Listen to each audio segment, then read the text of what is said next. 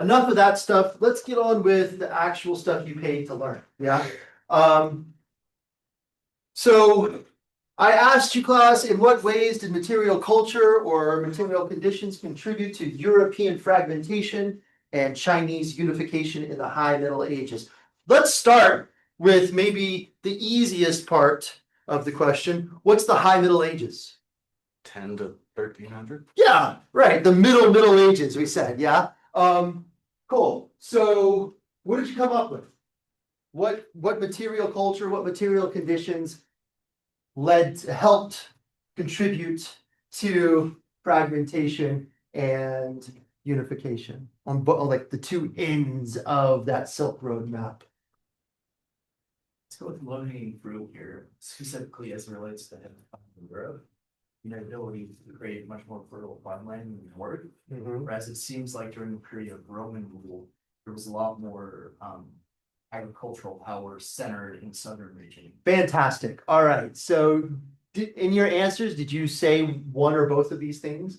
The heavy plow and the Grand Canal? Fantastic. Those are the two things that I wanted to talk about the most this week. Today, we're going to talk about the heavy plow, European fragmentation. We spent last week talking about the early Middle Ages in Western Europe from the 5th to the 9th. Today, we're going to talk about the 10th to the 13th. Well, we might actually get to the 14th and 15th a little bit. On Thursday, we're going to talk about the transition from the Sui dynasty in China to the Tang, and even start to get into the Song dynasty. The Tang and the Song are considered the golden ages of medieval China. And have you heard of poets like Li Bai or Du Fu? No? If you know anything about Chinese poetry, if you've ever heard any Chinese poem at all in your life, it was probably one of those two guys. And they both come from this golden period. Yeah. So we're going to talk about that. I'm going to present to you an activity called Water Wisdom. I've written an essay about it. It's in Canvas. You can read it. I know that some of you might be leaving early to go to the Just Walter thing, but I'll ask that you try to at least be here for the first hour of class, because we don't get a lot of days to talk about Chinese thought in this class, and I'd hate for you to miss this really important. That's so fun today. Yeah, that's Thursday from 2 to 4. Cool. All right. Are we good? Fantastic. So yeah, Mitch, that was a pretty good answer. I'm going to expound on it. That's why they paid me the medium-sized books. Cool. Yeah. All right. So did anybody have a chance to look at the Lynn White Jr. supplemental reading that I gave? Yeah. So Lynn White Jr. was a historian. We're going to meet him again if you take environmental ethics in the spring. He is a historian who looks at material conditions and environmental conditions in giving his account of history and narrative history. Yeah, go ahead, Kyle. Was that the website? Yeah, there was a link to yeah, that's right. How the plow changed. That was Exactly, cool. All right, so this is what he writes. Evidence has been accumulating recently to show that in Northern Europe, from the 6th century to the end of the 9th, a series of innovations occurred, which consolidated to form a remarkably efficient new way of exploiting the soil. It saved human labor and notably increased the peasants' productivity. By the 11th century, its full effects were being felt. What specifically were these changes in agricultural methods? The distinctive implement of medieval agriculture in the north was the carraca. Say that 3 times fast. A heavy plow. And you can spell plow this way, or you can spell plow with an O-U-G-H. Yeah, like that. It's the same word. Usually the wheels capable of turning over a furrow rather than merely scratching the soil as the Mediterranean plows did. So here's the ard. This is what it would do in Roman soils, in more Mediterranean climates, in Greece, in the Italian peninsula. They used the ard. It was really just a scratch plow, because the soil in Mediterranean climates is dry. It's hard. It's hard. You really don't want to turn it over, because if you turn it over, it loses moisture. You want to retain whatever moisture is in there. So you really just want to scratch a line and drop your seeds in and cover them over. Does that make sense? This only requires one draft animal. You have one ox, you have one horse, you can pull it on. Yeah? The soils in northern Europe. So remember we talked last week about how the Franks basically carried the torch in a way, although a lot of it was fake news, for the collapsed Western Roman Empire. Where they lived, has anybody been to like northern France, northern Germany, Denmark? Yeah. And have you been all over Europe? Yeah. So how different were those climates, Sophia? Yeah. Valleys a lot like kind of you.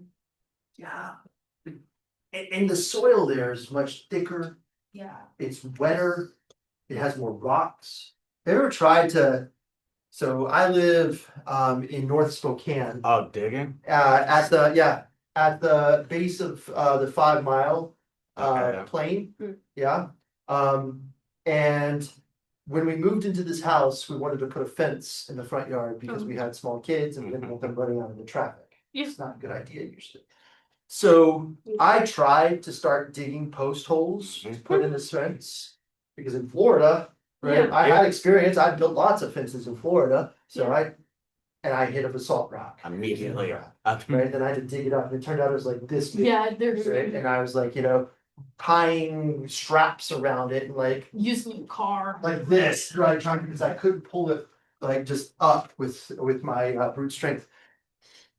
After 2 holes, I said, F this. I'm gonna hire somebody.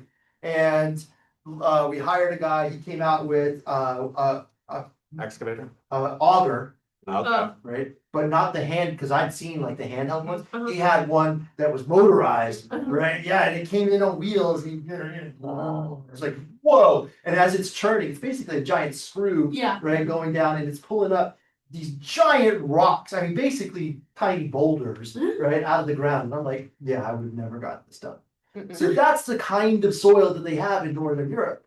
It's here it's a little drier than there, especially during this period, which I'm going to talk about on the next slide. Yeah.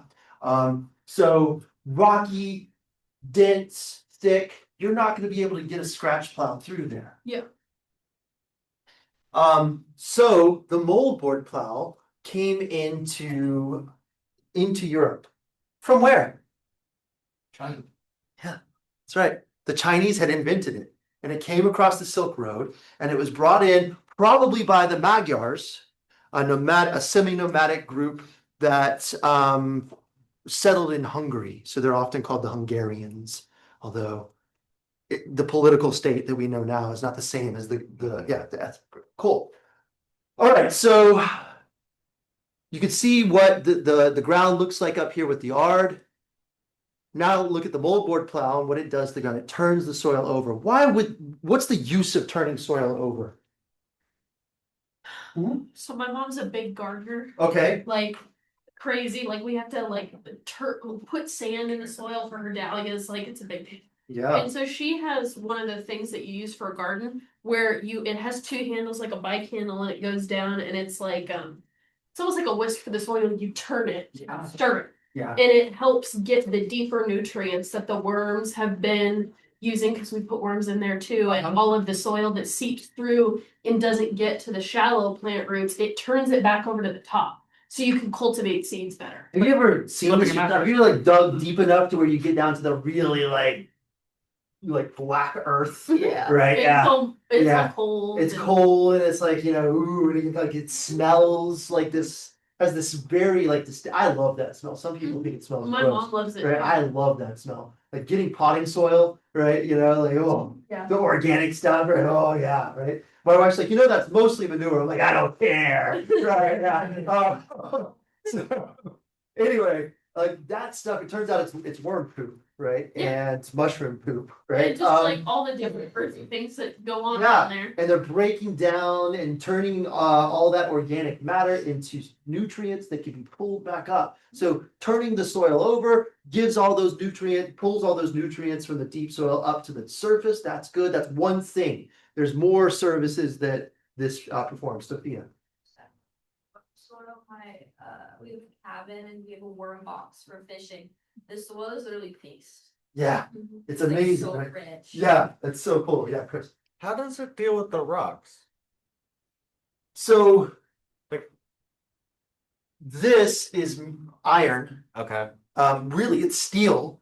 okay, The Chinese had figured out a way to smelt iron that made it stronger. okay. I mean, and they exported this to Japan, and then they all like turned it into katanas, right? Yeah. So this is a stronger metal. Mhm. When it hits, it pulls up, and then the mold board is like this wedge, Okay, kind Basically. of pushes it to the side. and it's wedged like. Let me get a marker and I'll just draw them. Because I'm thinking about the rocks at my old Yeah. place in Spokane. So if we were to Yeah, like it- look head on, right? So you've got like the metal part, right? And then the mold board going this way. I can't really draw it well, but can I just Yeah, you yeah, can yeah. imagine, right? So like it going kind of like this, Uh-huh. right? But then this part here, right, flares out. So how would I Like out of the board. I think it'll push them out to the side when So, it like- turns. It's like a snowplow. Yeah, so head on, right? There's this curve in here. That's what this little line right here. Okay. You did a pretty good job. Yeah, so You like can see it. I'll dot it so you can kind of see that's the curve, right? And so it flares up. And so when things hit this metal part, they go to either side. Actually, think about a train, right? The front of a train, right? Moving the cows out of the way. That's what those. Okay. Yeah, that's exactly what that's shaped like. Okay. Yeah. I don't know what that's called. Somebody Google that on the front of a train. The cow mover. I don't know. Right, but that's what it was invented for. It was to move livestock out of the way of the train. Very Right. peacefully. Yeah, very easy. Yeah, gentle. Okay. Yeah. I was stuck on like if a person's pushing that. And so it pushes it out of the way and it turns the soil over as that's why you get this spiral of effect because it's going through, it's peeling and turning it, not just in one direction, it can do it in both if you have a double Okay. board. Yeah. And then you'll just have like a whatever rocks kick out. So then you have furrows. Okay. And this is the other thing that I wanted to get to. So you have these really like high peaks and low valleys Yeah. in these furrows. They still Why is use- that useful? It prevents the seeds from washing away from the heavy.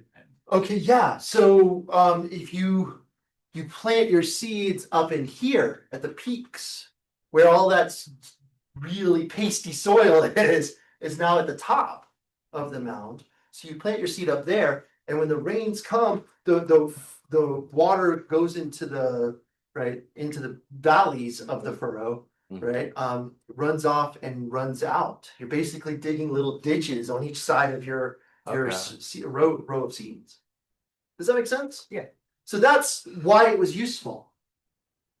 Cool. There was another hand. Who's gonna say something? Okay, maybe the moment's passed. All right, cool. So more questions for you.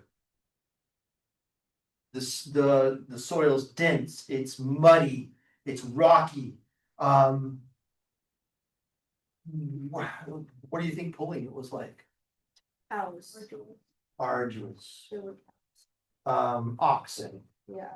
or teams of draft horses, right? Yeah, You had to big like, ones. this is where the Clydesdale come in. Yeah. Right? You don't use Arabian steeds. you No, use their legs big are too skinny. Budweiser horses, right? Yeah. Okay, good. So you can't just use one. You've got to have a team, Like- 6 to 8, Yeah. because these things, the mold board, right, would want to go down and just get stuck, and you had to be able to wedge it out of there. These poor horses. So now think about what that means economically. You have to maintain all those horses. You have to maintain all those horses. Is any one person in the 9th and 10th century rich enough to No. own 6 to 8 horses or oxen? No. Not until they get that field going. So not even then. So Well, what do you do? supplied by the state? Hang out. Pool resources, Hang that's out with right. neighbors. You have to find other people. Hey, Chris has an ox, I have an ox, Kylie has an ox. Let's get together. Maybe you have two and I have two and you have two. Now we've got a full team, yeah? So we share. And we say, okay, well, on Monday we'll plant Kylie seeds. Then, on Wednesday we'll plant, because we can't do You only have to do it like back-to-back. once a season, right? Yeah, Yeah. But right? it takes a while. But Yeah. it ain't easy work, because you gotta No, I know, but. yeah. You still Yeah. gotta go in there and get all the rocks. I'm Yeah. saying treating off's not like, Right. You gotta A deal really breaker. dig So- sometimes and get them out. So we have to take turns, right? Like, hey, we'll take our horses over to Kylie's house one week and we'll plant her field. Then we'll take ours over to Chris, and I changed it from oxen to horses, didn't I? Sorry. We'll take our draft animals over to Chris's, we'll plant his, and then the next week we'll do mine, right? But guess what that means? Your animals have to get along. Where our animals have to get along, and who else has to get along? You Yeah. guys. Right? Like, I'm no longer, right, just able to say, well, I'm gonna play on Tuesday because I feel like it.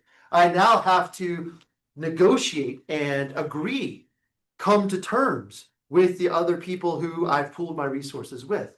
What does that sound like to you? Politically, what does that sound like to you? Communism? Maybe. a state. Like trading. It's definitely shared resources, but if we're having to make decisions and negotiate and none of us are in charge, that's exactly what it is. It's democracy with a little d. Yeah? Not as some constitution, but at the local level, you have to be able to work with your neighbors. And in fact, this is precisely what happens in the High Middle Ages in Europe. You see this fragmentation, these manners pop up. Feudalism is really a kind of democracy. You're going to say, but wait a minute, there were kings. Yes, but the king lived hundreds or thousands of miles away, Yeah. and you didn't pay a tax to the king. No, you paid a tax to the. Lord You that paid a blessed tax to us. the Lord of the manor. The manor paid the tax. And news travels slow. Sometimes the Lord paid a tax to the duke, who then paid a tax to the king. Like, there were levels of it was hierarchical, but at the local level, it was very democratic, little d democratic. Cool. So you got that map that I showed you last week, all those little duchies. Yeah, it's crazy. Everybody kind of ruling their own little neighborhood, their own little backyard. Cool. All right, Chris. When we covered Chinese philosophy, I forgot what it was said that democracy is the corruption of what? Political state? Oh, yeah. So moving down from Yeah. Whereas democracy is I don't remember what they called it, but a perversion of something else. But I Yeah. can't remember what that something else Yeah, was. so the lowest one is tyranny. Okay. Right? Tyranny is the perversion of democracy. Gotcha. And democracy is the perversion of oligarchy or aristocracy I or think it's. right. It depends on who you're talking to, right? Okay. Whether it's viewed favorably or not. Gotcha. Yeah. Meritocracy. If Yeah. you really think it's nice, you might call it a meritocracy. Ruled by a few who are worthy, kind of thing. Yeah. Is that cool? Sure. Yeah. All right. So let's move to China real quick, just so you can see the contrast. So this fragmentation, this localization was happening in Europe. And there was some democratic stuff. And what we're going to do in the second half of class, because I realize we're about to take a break. So I'm going to dispel some of the myths around the High Middle Ages feudalism. The three estates of society: those who pray, those who fight, and those who work. Right? The monks, the bishops, the clergy, the knights, and serfs. Yeah. Turns out that there's a lot of myths surrounding what it would have been like to be any one of those groups of people in the High Middle Ages. Then we're going to talk about some of the social, political, and religious controversies that led to further fragmentation in Europe. And I'm going to dispel some of the myths about that stuff too. This is the day when 2 years ago, a student got up and walked out. They added me, right? They were big mad. because I was reporting facts about monks, about monastic life. I'm gonna go ahead and just say what we're gonna get into. It's not me, it's history. There were bishops, there were monks who owned brothels. There were popes who had hidden treasure chests like they were pirates. Hopefully this is not surprising to you. You know that the Protestant Reformation happened for a reason, Yeah. right? Apparently some students don't know He that, didn't and just they wake up thought that dead. I just was like, talking bad about monastic life. The Benedictine monks started off as hermits, like quietude, finding lucidity, clarity in quietude. But eventually, and we're going to talk about how some of this happened, it became a business, and praying for compensation became a thing, and papal indulgences. And look, this is just history. So before you write a nasty letter to the chair, he doesn't care. First of all, it's Kevin Becker. He's even worse than I am about this. No, but I'm trying to present to you just the facts. You do with them as you will. What I will say is this, and Sophie, I saw your hand. The problem is that every institution that we're going to talk about is always a human institution. And I dispelled myths about Islam in the opposite direction and said it's not nearly as ignoble as some of the myths, and it might seem like I'm playing favorites, but I think my job is to just dispel myths. Is that fair enough? Because it turns out there were nasty things in the history, lots of nasty things in the history of Islam. And you all know that my love for Chinese philosophy, there are innumerable cruelties and bloodshed in the history of China as well. And I'm going to talk about some of those on Thursday. So again, if I offend, at least I'm an equal opportunity offender. Yeah? Okay, Sophia. So and I'm saying this as a Christian, it's not even history, like people still continue to do things that are against the teachings of Christianity in the name of Jesus. Again, I think that any place where you find humans, you're going to find human frailties, weaknesses, and problems, yeah? And that's true across every religion, every institution, every political system. Is that fair enough? Cool. All right, so we're going to talk about some of that. Just preparing. Before I let you go for your break, a new perspective on the grand unification of Imperial China, the Grand Canal. How did this unify? The origin, expansion, and maintenance of the empire and its diverse political, economic, and cultural interactions and changes were driven by water, it turns out. Its influence was extensive and profound. This prompted the formation of Chinese water-based ideologies, including water myths, water worship, etc. Over thousands of years of history, water's reach has extended beyond its material existence. A system of water-based communication, not white blood cells. That's not what the WBC is.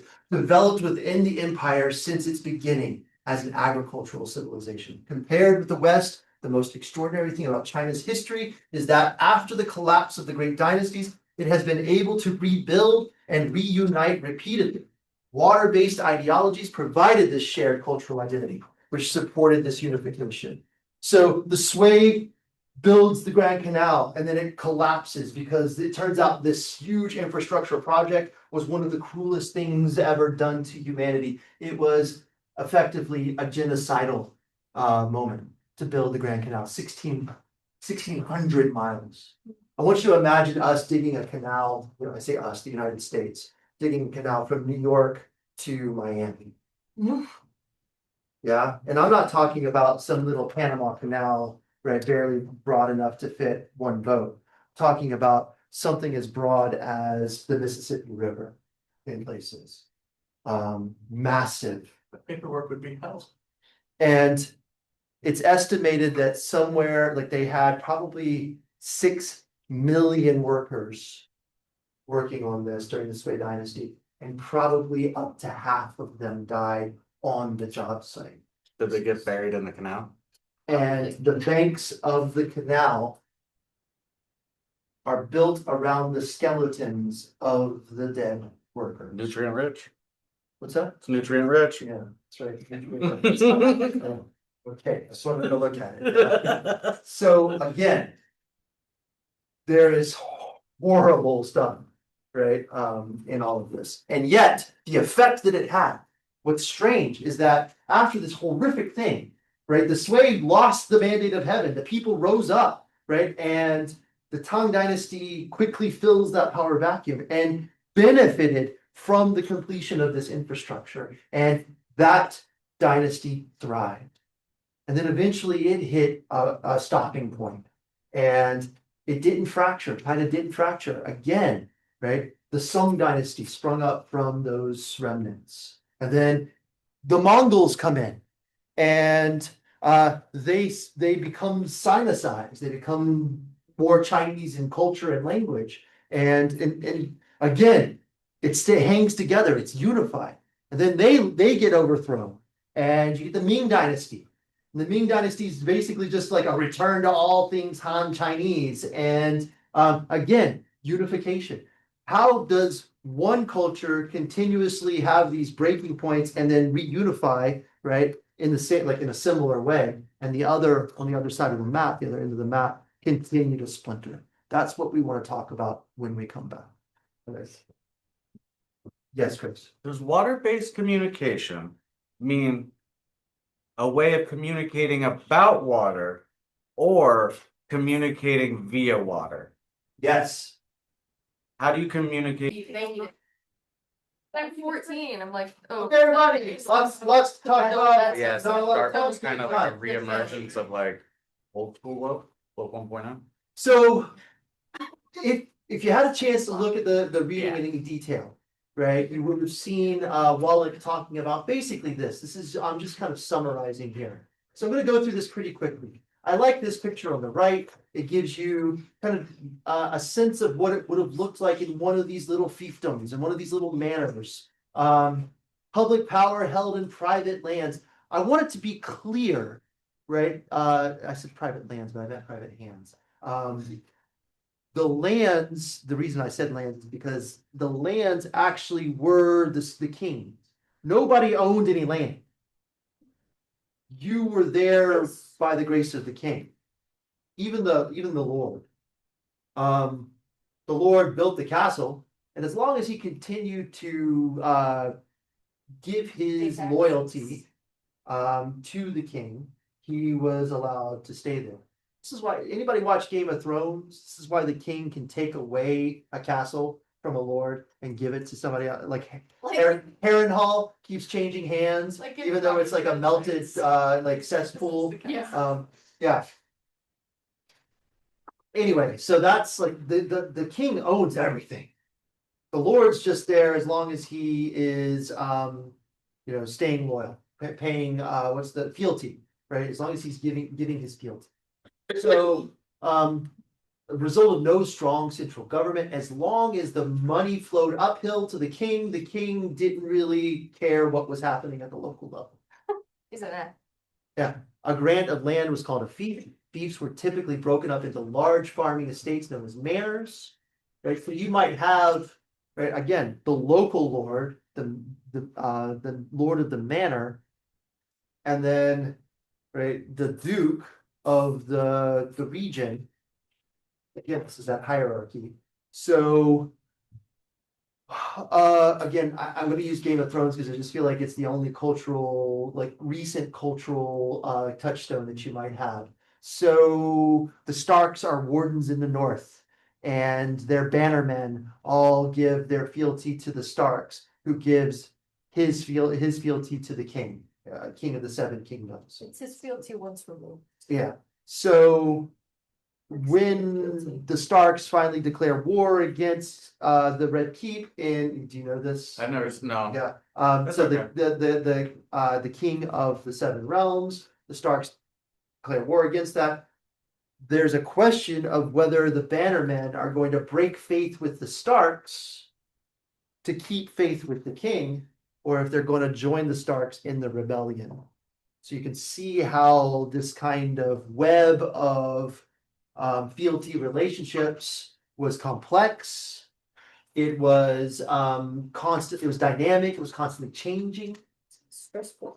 It was stressful to say the least. And why you would need to keep on staff people who were professional fighters. Mhm. Yeah, cool. So fiefs were typically broken up into large, I said that. Typically a knight was the lord of the individual manor. So usually the people who were the professional fighters were the ones there in the manor. That's the banner. Medieval during this time, this is really important. The medieval climate anomaly was taking place. A warm, wet period. For 300 years? For 300 years. Yeah. So climate, yeah, Mhm. climates, go up and down. We talked about in the 5th century, the 6th century, the plague of Justinian, how it had a little ice age that lasted for about 100 years. This was a warm period for about 300 years, and then in 1250 you get another little ice age, and then another one actually during Napoleon's time. Yeah. So- Well, this is for next term, but this is why so many climate deniers are like, this. The climate's always changing. Yeah, look at it in history. Yeah. It's like, well, yes and no. Yes, but there's some swings are more extreme than others. That's what I tried to tell her. And it's Yes. They've been saying that since I was your age. it's I was like, very obvious when there's something that's out of the pattern, out of the Yeah, cycle. again, I don't want to spend any time on this today. Okay. Take my environmental ethics class and we'll talk about it ad nauseum. That means to the point of where you're sick. Suffice it to say that the contemporary climate change worry is climate destabilization, Mhm. where you can't predict what's going to happen year to year. Crops suffer, famine occurs, yada, yada, yada. Some swings are worse than others, and we're making this one way worse than any ones that we've seen in recent history. Cool. So the efficiency of this system. Oh, yeah, sorry. So the medieval climate anomaly, this occurred, and it made this furrow system even more important, right? Like suddenly you could grow more food. You had more carrying capacity, going back to our first meetings, the paradox of agriculture.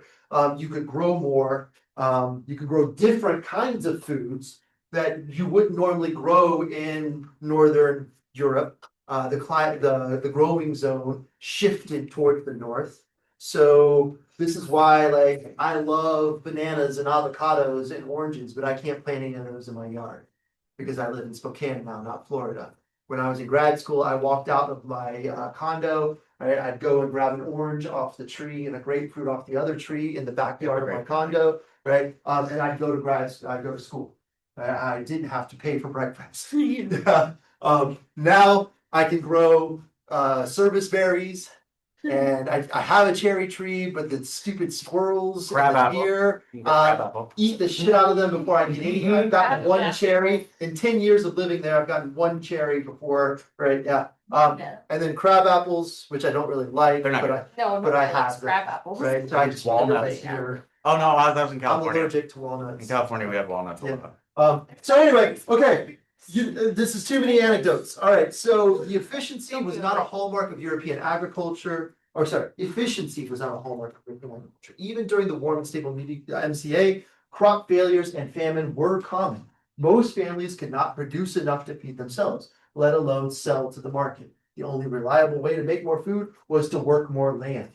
Manors were comprised of a manor house where the Lord lives, cultivated lands, woodlands to hunt, pastures for cattle, because you have to like keep your draft animals healthy and fed, fields, a village, a church, a priest's house, a mill used to grind the grains, all right, and an oven.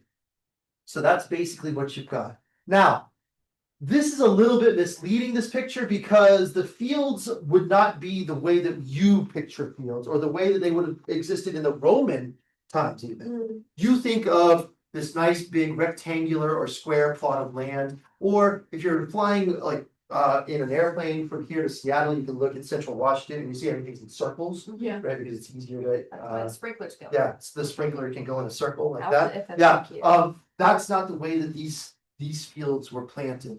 They were planted in what's called a sick, not people who wear turbans, right? A Sikh. This is a long stretch of plowed land. So we're talking strips. So you would take, if, let's say, I'm the Lord of the Manor, and again, Kylie and Chris, and I are all like trying to like get this land plowed. I wouldn't say, there's my field, there's your field, there's your field. That's not the way this is gonna work. Rather, right, there's one, there's two, there's three. It's, I mean, I didn't draw it perfectly, but it's roughly the same area. Yeah, but it's divided this way. Why do you think, class? Easier to. What?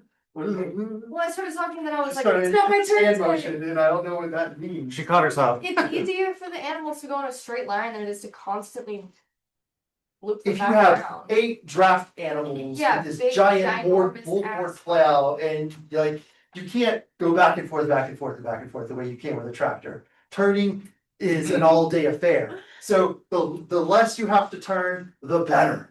Yeah, so you have one strip of land that's probably just wide enough for you to go one time. Oh my You need it God. to be, yeah, you need it to be long enough to actually give you enough food to survive. So it probably stretches all the way across the manor. Plowing into somebody else's sick would be a finable offense. Tilling the earth onto the, like, cause you have to have this, like, these common grounds. Plowing into would be a finable offense. Covering the neutral ground with tilled earth, right? Because you need that grass to be a buffer between the two furrows. That's a finable offense. Going too far past where your sick ends, that's a finable offense. Do you notice a theme here? Fine. There's a lot of fines. Who do you think kept track of that? The Lord, Nope. the King. Nope. Each Do other. you keep track? Oh, accountability each other. Accountability to each other. I said democracy with a lowercase d. They would create juries. And there's actually a town, a village in England, I think it's called Langston, you can Google this, that still operates this way. So. And the jury, like for hundreds of years, they've had this system. The jury meets in a pub. It's Hell yeah. so English, right? And they like conduct business to decide who owes the township money, right? Who needs to pay a fine for, right, have they shoveled in? That's what it's called when you put tilled land on top of the neutral ground. Is your hand up? Yeah, go ahead. I'm just curious if you think this degree of sort of self-policing helped facilitate the peasant revolutions, or do you think there was somehow a hindrance? What do you think? I mean, it seems like. It's a great question. It's a fantastic question. It's one of the best questions we've had all quarter. If you're a peasant and I'm a peasant, and we're both getting fined, I suppose if you're the one that's making sure that I'm paying the fine and I'm making sure you're paying, if we both decide to put our hands up and say we're not gonna do it, then it might make it easier for us to come together and just collectively agree we're gonna stop paying these fines. Yeah, except if you stop paying the fines, right, then who suffers? We all suffer. Eventually, you have this tragedy of the common situation. If you want to learn about that, take the Bible next quarter. Yeah. So you need accountability. Yeah. But what does this require in order to keep track of all this stuff? What's required? These are serfs. These are peasants. The myth is that these are unwashed, right? Unhealthy, miserable, illiterate. You'd have to be able to. writing, Yeah. You'd need bookkeeping, you'd need math, you'd need writing, Time management. you'd need at least some proficiency with the law. Yeah. And it turns out that because eventually, we're talking centuries in the making, leaving these small manors to their own devices, they develop their own like small d democracy, like, legal expertise. They become little minor legal eagles, and they start to use the law against the crown. Oh my gosh. Yeah. So can I give you one example? This is so cool. So there was one town. They heard that the king was going to make a visit to the town next to them, and that meant that he was going to have to come through their village to get there. If the king comes through, right, anywhere that he's gone through now becomes a king's road. Okay. Yeah, Oh, which perfect. means that to be maintained as a king's road, you have to pay more taxes. They didn't want to be taxed more. Well, yeah. So what do? They realize, right, the way to get out of this is to everybody, when the king's surveyors came to see, like, is this a good route for us to get to this other township? They all feigned madness. Well, They just all acted Yeah. completely insane. And the king's surveyors came, and in this time they thought madness was contagious. So it totally made don't sense, hang out with those right? crazy That a people. whole town could be mad, right? And would make sense you don't want to be there because you might catch it, right? Bees. So the king found a different way around to that other township, and they avoided having to pay the extra tax. This is the kind of stuff that happens. Does that make sense? Yeah. Cool. Yeah, there's a famous revolt. I don't remember the name or the year, but I'll look it up for you, Mitch, where they all get together and all the peasants, they all meet and they say, we're tired of having to pay all these taxes. So they storm the capital. Okay, Yeah. not the Lord. They go to the king's Yeah. the actual like capital, right? They don't just go in and like they're messing stuff up, right? But they go specifically to destroy the documents, Mm. their debt. Think of like Brad Pitt in Fight Club. Mr. Robot. Yeah, okay, fair enough, right? Like they were smart enough to know that they couldn't be held accountable if they destroyed the documents. And they knew they were smart enough to know which documents they needed to destroy. Did they succeed? So you tell me, did this help promote uprisings? Sounds like it laid the foundation for it, right? Absolutely. Fantastic question. Did that rebellion succeed? It did not. Okay. And E for effort. no, here's why. The boy king, Oh, he was young. yeah, he was like 14. Right? So he's So, and apparently while the peasants were in there storming the castle, they also were like trying to kiss the king's mother and stuff, right? So Lock in, guys. I mean, there's a joke about Nancy Pelosi's office in there somewhere, but Okay. I'll let you find it, okay?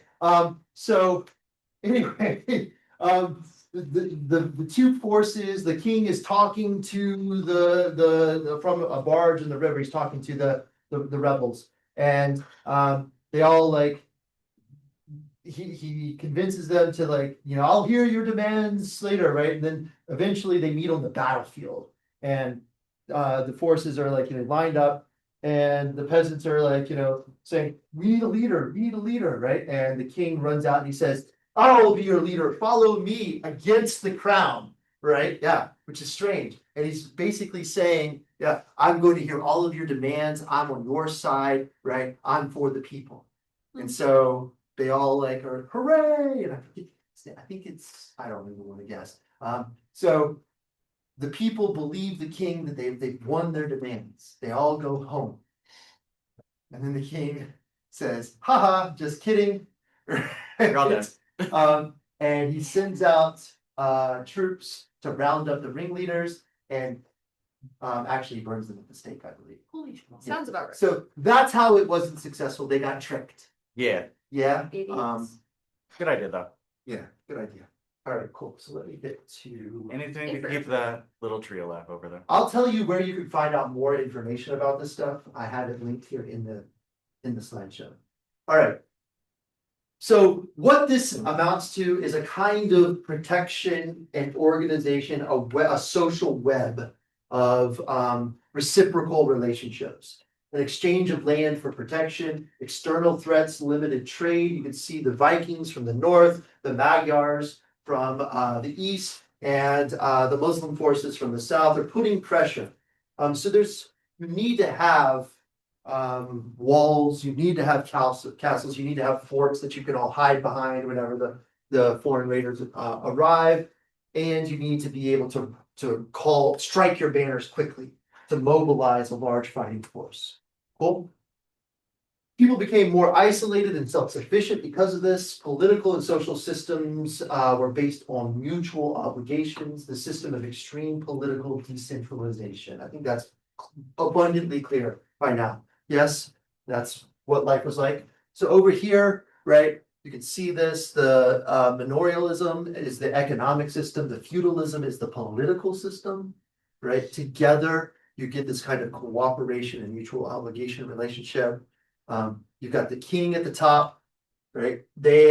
He gives fiefs and peasants to lords, the vassals, who give fealty or loyalty and military aid whenever the banners are struck. The lords give food, shelter, and protection to their knights. Those would be like the individual lords of the manor. They pay homage and military service, so a tax. The knights give shelter, food, and protection to the serfs, peasants, who farm the land and pay rent. Often, those little d democracy juries would have one person in charge, especially in England. He was the reeve. He was the reeve of the shire, right? So he was the shire reeve, which is where our word sheriff comes from. Cool. And if you've watched Robin Hood, then you know Sheriff of Nottingham. He's a serf, but he's a wealthy serf. He's a peasant. He's down here, but he's a wealthy one. In fact, again, this video that I'm gonna at least point to, Terry Jones, I'll just go to the slide now so you can see it. Right? Terry Jones was part of the Monty Python troupe. But he also had a master's in medieval history. Yeah, and so he did this series for the BBC back in the 90s called Medieval Lives. It's fantastic. It's funny.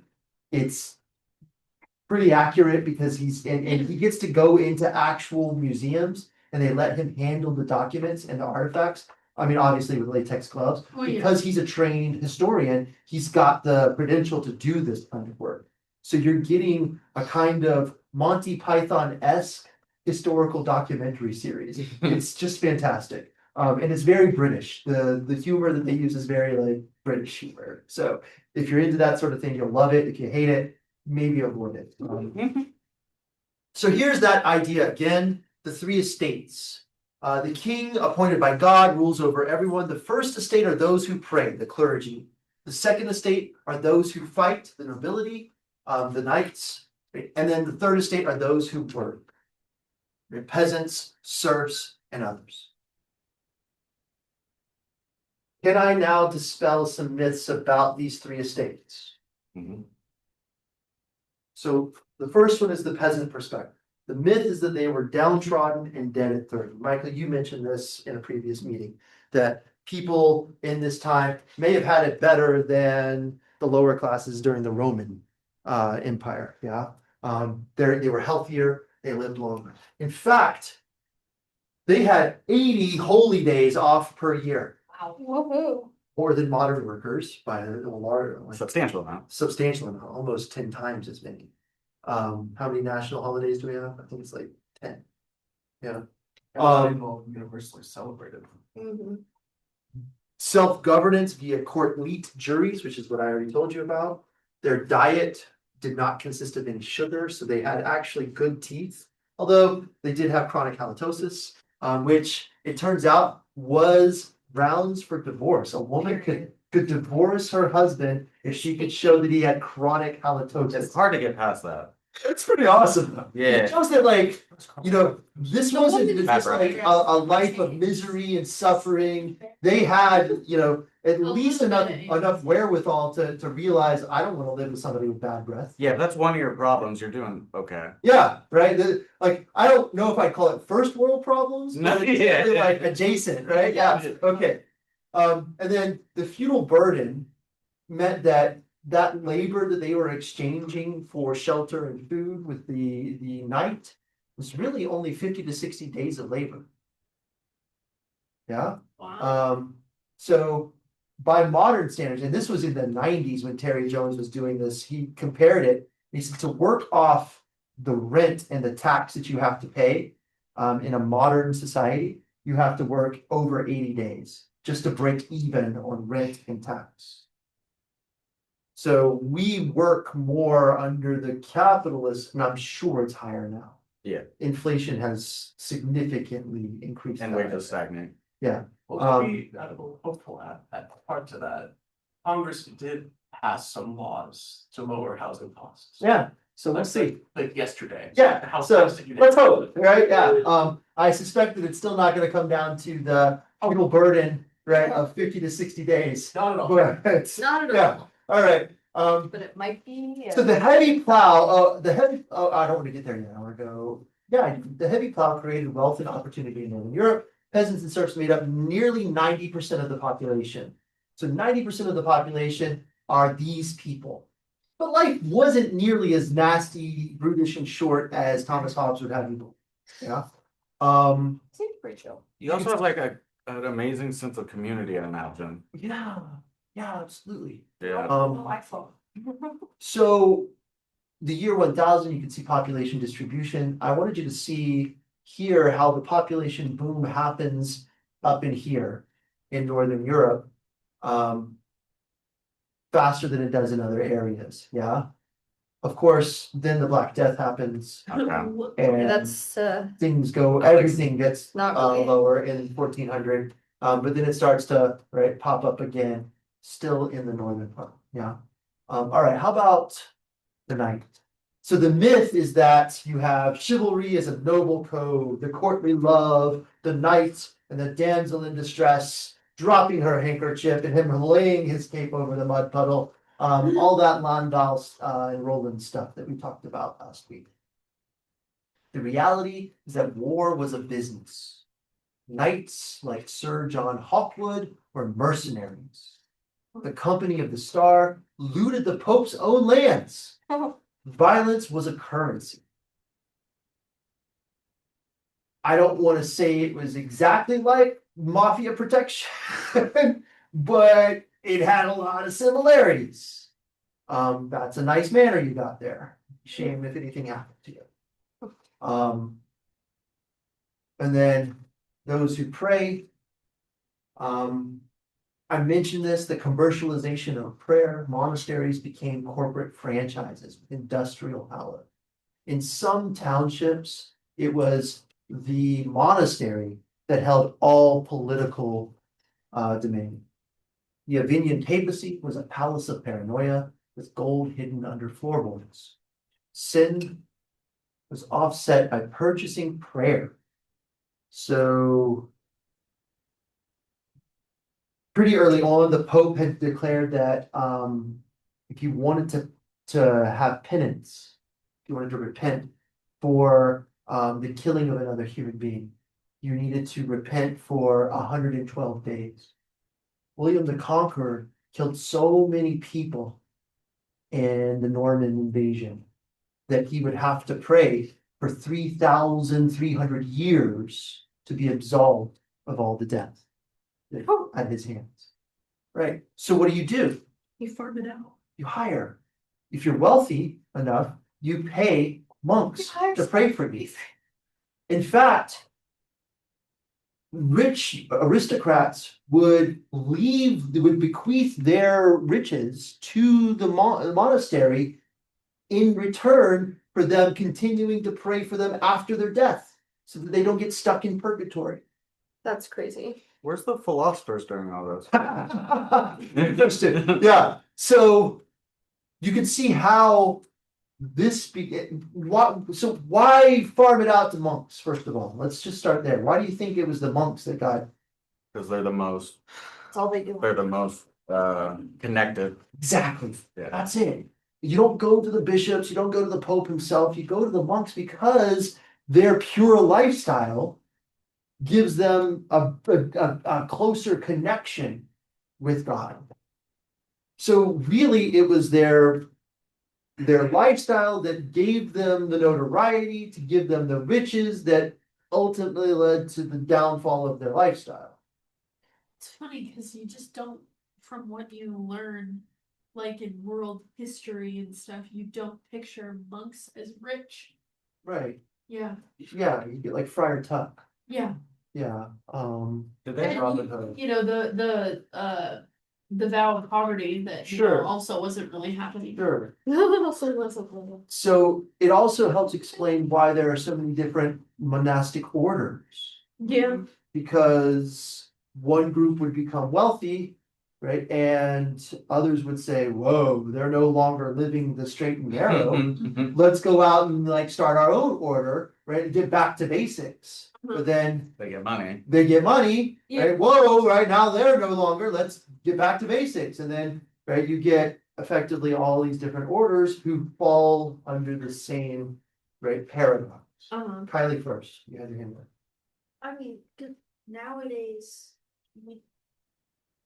you can go to one of those Catholic stores and buy something where then a church will pray for you. Right. Exactly. This isn't, This still exists. that's what my family, that's Yeah, crazy. yeah, this still exists. I don't, It's Chris. part of my religion. Did they have a vow of celibacy during this period? They did, Okay. and vows of poverty, right, and all kinds of vows.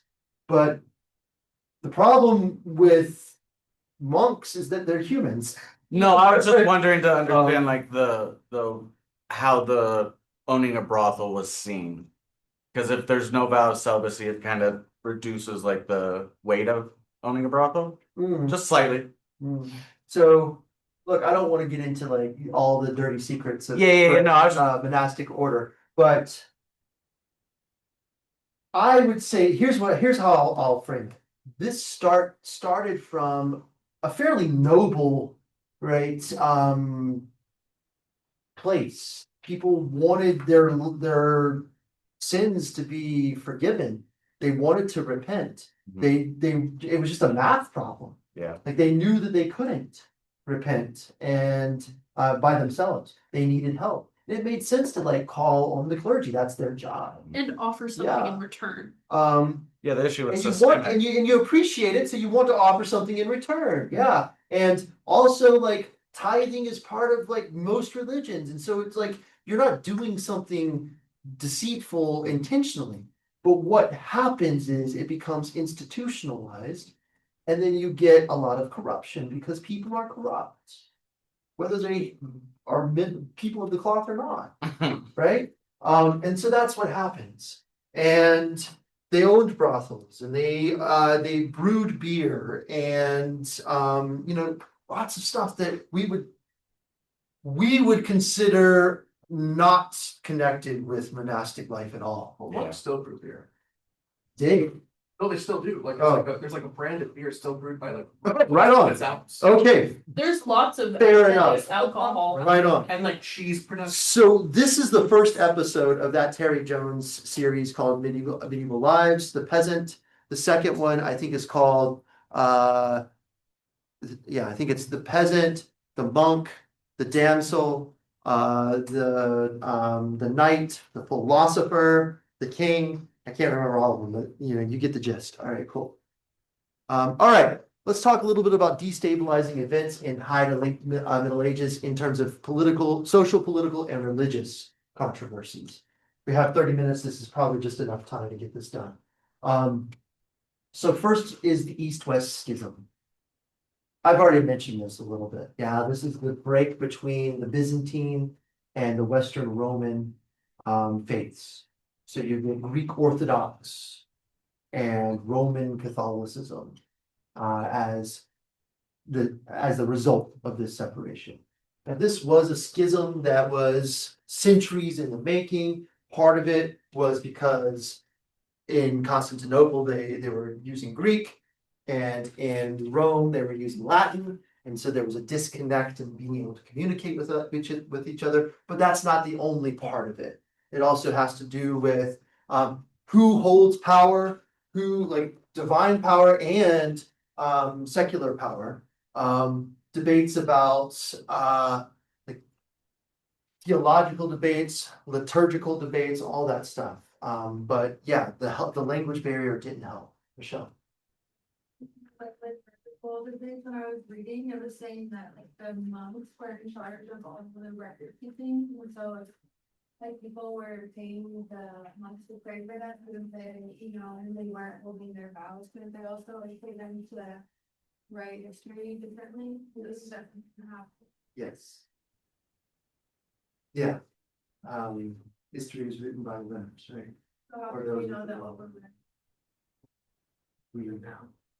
The best we can do is try to triangulate across multiple sources. Fortunately, a lot of what we know is not reliant on just single sources. Yeah.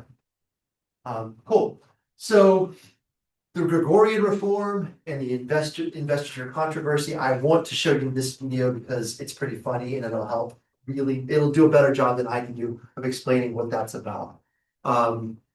This is the first estate, those who pray, coming into clashing with the monarchies, the secular rulers, the kings.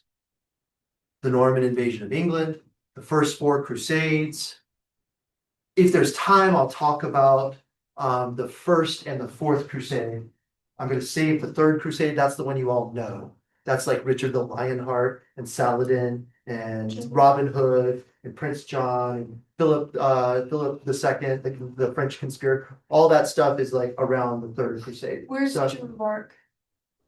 later? Okay, later. Yeah, I'm not sure, but so you know that one. We'll save that one for later. If there's time, I'll talk about the first and the fourth. So inquisitions of heretics, the sack of Constantinople during the Fourth Crusade. So this is Christians attacking Christians. They did love The last five crusades in 1217 to 1272. The Little Ice Age. There you go. That's what I was talking about. The 100 Years' War, the Black Death, and the Western Papal Schism. I want to talk about this one here, and I didn't, in this one here, obviously, and also that Papal Schism. So let's start with the investiture controversy. Okay, one more video. So before I show this next one, the Avignon papacy. There was a time, so maybe I should set it up a little bit, set up the clip. So It's pretty complicated. You should have time for the Afghan papacy. yeah, I know. So the Pope is considered what? The vicar of Christ. The Vicar of Christ is a fantastic way of describing it. So that title, what does that mean, Michael? I don't know the etymology, but it means basically you can speak for the church under certain circumstances, and that's as binding as the gospel. Yeah, so effectively direct line to God the Father. There's a telephone up there. Yeah, that's right. Big road. If there's anybody who has the ear or has their finger on the pulse maybe of Christendom, it should be the Pope. The Avignon papacy, also known as the Babylonian captivity, which is a crazy name, was a time when there was more than one Pope. Oh, yeah. Wait a damn minute. Well, yeah, so why do you say wait a minute here? Why is that problematic? Why isn't it problematic? You've got somebody who's supposed to be like the vicar of Christ. Yeah. How can there be It's the same problem two? that you have when you just have multiple religions claiming that they're the only true church. And They've got actually, two guys it's so convoluted that it did, for a long time there were two, but then there was like a 6-year period where there were three. Yeah. Yeah, three popes, all claiming that they had the backbone, right, the big man upstairs. So I want to share the history of that. And one of the, we're talking about the time when there were three popes. Okay. Yeah, so one of the funniest names for a papal edict, I think, in the history of the Catholic Church comes out of this period. King Philip IV, I think, is having enmity with Pope Boniface. I don't remember which Boniface. And about this, right? Who should be Pope? Where should the Pope be, in Rome or in Avignon? And the king says, why do I have to listen to you, right? Whatever, I'm gonna do what I do, right? And so, the Pope writes this papal edict, called Asculta Fili, right, which is listen, son. Just I love it. It's so funny. All right, so that's the context. Here I think is the video if I can. So you should title all of your announcements on Canvas. Yeah, I can't do it. Okay, I tell you what. The feeling. Yeah, Asculta Fili. Listen, son. So. I can't show you the video. Oh, you know what? I'm just gonna go to YouTube, rather than try to get to the original. So there's a TEDx video about this that I think is pretty good. All right, so the other notable item on this list of destabilization is obviously the Black Death, which killed up to 200 million globally. You could see. So a little bit of environmental history too. So what happened in the years right before this was things got incredibly wet for a few years in a row, to the point of where crops were rotting in the fields. And so there was, again, famine. Right before the plague of Justinian, there was famine because of the ice age, the volcanic event, the volcanic winter. And right now, similarly, nutrition suffers, right? Famine occurs and people are more susceptible. It just so happened to coincide with a ship that had been in the Crimea, coming into I think it was Venice, but I'm not sure now. And the rats came on land carrying fleas that had the bubonic plague, and you can see how it spread. 1347 to 1348 is the green, 1349 is the light yellow, the purple, 1350, and then the pink, 1351. Strangely, Poland was relatively unaffected. I don't know why.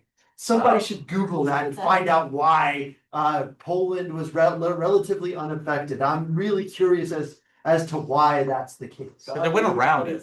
That's the weird part. So like if it would just end. Yeah, But it's it went Poland around. is surrounded on all sides Yeah. by plague. They wash So, their hands a lot. Maybe, I don't know. Maybe they had a lot of cats, and so the rats got moused. I don't know. So I want to talk about the effect of. Oh, you got the answer. Density. Oh, so they just had less people. Well, they were less dense too, so that I think they were more spread out. Yeah. So And they didn't like interact with each other The at all, team- so it was like they quarantined themselves basically. yeah. And they had Right. less trade networks. Okay. Um, Wow. Their customs were, like she said, like already quarantining themselves. They were already very isolated. Wow. Cool. It's good to And a know. large Jewish community, apparently. I'm not sure what that has to do It said with Jewish people have understood the benefits of washing oneself. Oh, yeah. Because they do the Cultural cut. practices. Yeah. Yeah. Okay, wow, all right, you learn something new every day. So I want to talk about the results of this die-off, this massive die-down. Previous to this time, if the serfs had it bad, the peasants had it bad, it's because there were so many of them. So you had this abundance of labor, right? The Lord could pay them pennies for, massive amounts of labor. This was, I mean, obviously 1 in 3 people died, so I don't want to paint it as a positive thing. Go into your phone, look at your contacts, and imagine 1 out of every 3 people just gone in a matter of 3 years. That's obviously devastating. The emotional toll from the trauma. But economically, those who did survive, it was a boom. Because where there was once an abundance of labor, now there was a shortage of labor. And they could name their price for the work that they did for the lords of the manor. And many peasants became wealthy to the point of where laws were being passed that didn't allow them to wear the same kinds of clothing as the aristocracy, right? You couldn't have shoes with points larger than two inches if you were of the peasant class, or you would get arrested. This is where haute couture houses being protected in Italy and France by law started. Yep, right there. So, yeah, interesting stuff. Ultimately, this was the demise of feudalism as a system. Once you had these wealthy peasants, you had the makings of economic power. You have the makings of capitalism. You have the makings of something else. That's right. And so all of those things ultimately led to Europe falling out of feudalism and something else taking its place. We're talking still a couple of centuries in the making, but right, going ahead, right, you can see Europe in 1444, that map that I showed you before, between the 1200 and 1400s, battles between nobles and monarchs were almost constant, and the map shows a time when the states were largely governed by the nobility. In the years following 1444, monarchs gradually began to regain their power. Eventually, governing became more consolidated, and this gradual transition to absolute monarchy marked the early stages of what we now recognize as nation states. So feudalism slowly gives way to nations, nationalism. Yeah? The vast array of independent territories near the middle technically made up the Holy Roman Empire, this green outline. See it? The empire's borders are highlighted in green. In 1444, the reason that's the year of this map, the Ottomans won a decisive battle, gaining access to southern Europe. Constantinople would fall 9 years later. What does that say? I gotta move the menu. Easterly access to easterly trade routes became increasingly impassable. I want you in the 1 minute that remains to think about this. In 1453, Constantinople falls to the Ottomans. Within 40 years, Columbus discovers the Americas. Why? They want the damn spices. Yeah. Access to the Silk Road had been cut off. The Ottomans no longer allowed passage via land route. Right? So sea route was the only option. Finding a quicker way so that you didn't have to stop at all these ports that were hostile to you, right? To get to the Silk Road stuff, right, became paramount. And so Portugal, Spain, England, and France to a lesser extent all started sailing west, hoping to get east. Yeah. This helps explain the makings of imperialism and colonialism that happened in the next century. Yeah. And how when they landed in Latin America from Terry's Latin American class, they started speaking Mandarin. Yeah. To the Aztecs. Yeah. Well, that's why they called them Indians, because he thought he was in India. Right. My favorite story like that is Cadillac, when he landed in the Great Lakes. He took out two pistols wearing Chinese, like, well, the European idea of Chinese clothing, and shot them in the air, just in Detroit. Yeah. It's crazy. Very. All right.